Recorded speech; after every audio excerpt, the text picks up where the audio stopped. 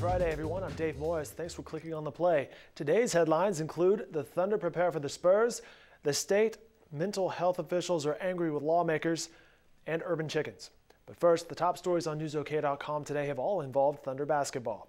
With the Clippers in the rearview mirror, Oklahoma City looks ahead to the Western Conference Finals and our friends down in San Antonio.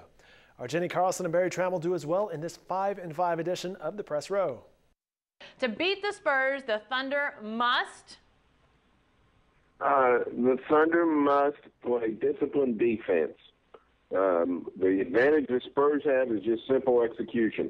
They pass the ball like crazy. They run their offense. They try to get you out of position, not by beating you off the dribble so much as just by beating you off the pass.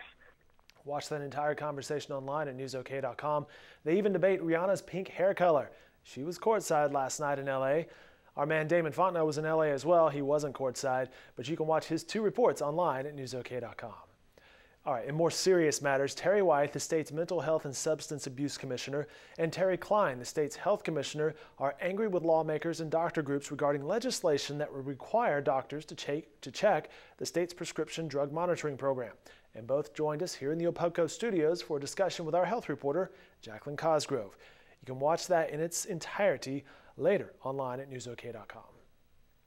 Well, urban chickens, take note, you may be legal after all. Our William Crum advises don't start dancing on the coop roof, though.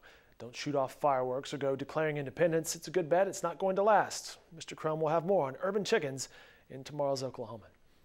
According to data collected by the State Forestry Services since 2005, Oklahoma averages about 450 acres burned from wildfires every May. But that count for 2014 is way up. 30,000 acres burned from wildfires this past week.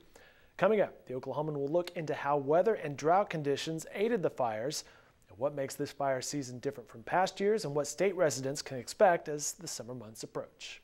Well, your weekend forecast should be fantastic with highs in the 70s across the state. Warmer temperatures are expected next week. Nothing too crazy, just highs in the 80s with maybe some 90s sneaking in there.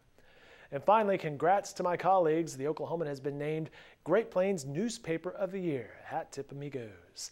That'll do it for this edition of The Play. Have a great weekend, everyone.